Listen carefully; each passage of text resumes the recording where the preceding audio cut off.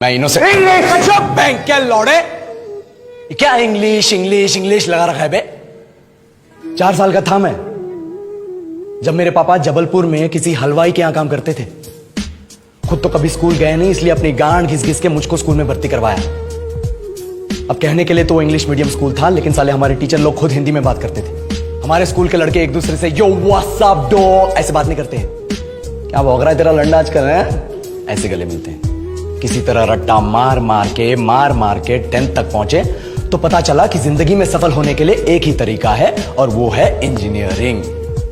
सब यही कहते थे, माँ बाप, टीचर लोग, गली का वॉचमैन भी हमसे पूछता था, और भैया कैसी चल रही है आपकी तैयारी, भाग बेंचो तुमको क्या करना है। इसलिए हमारे स्कूल के बच्चे हम सब पहुंच गए बकरों की तरह, मैं IIT, मैं NIT। अरे जिस बच्चे ने अपने बाप को जलेबी तलते देखा है वो तो यही सोचेगा ना कि जिंदगी में पैसा ही सब कुछ है। I did not choose this engineering life, sir, and neither did this engineering life choose me. It was shoved down my throat by my teachers while my hands were tied to my back by my friends and my parents watched in silence. और English सुनेगा तो मादरचोद तो सुन।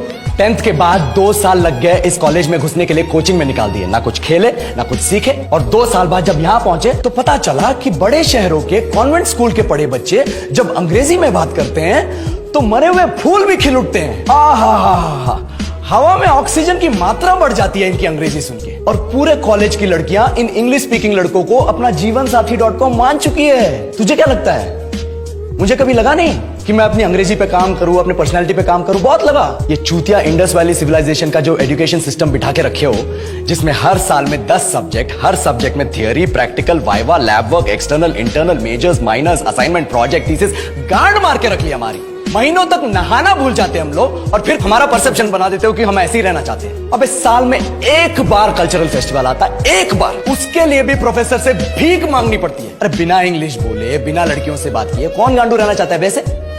पर time कहाँ है कुछ सीखने के लिए? लगे पड़े हैं कोडिंग सीखने, 3 लैंग्वेज सीख रहे हैं अलग अलग इंग्लिश छोड़ के। लेकिन जब प्लेसमेंट्स की बात आई तो सबको एप्टीट्यूड चाहिए, पर्सनैलिटी चाहिए, इंग्लिश स्पीकिंग चाहिए। It is not that we can not speak English, sir. We are just very conscious of our diction and our pronunciation, and we are not confident to speak in front of anyone else. If the curriculum was a little bit diverse, if the engineering colleges in our country focused on our all round development instead of functioning like a goddamn factory that is just mass producing robots by killing their dreams and handing out degrees, I would not be sitting here in this pointless HR interview, the likes of which exist only in our country. ये लो sir, बोल दिया मैंने 4 और line अंग्रेजी में। अब बताइए, क्या मैं आपके मल्टीनेशनल कंपनी के लायक हूं?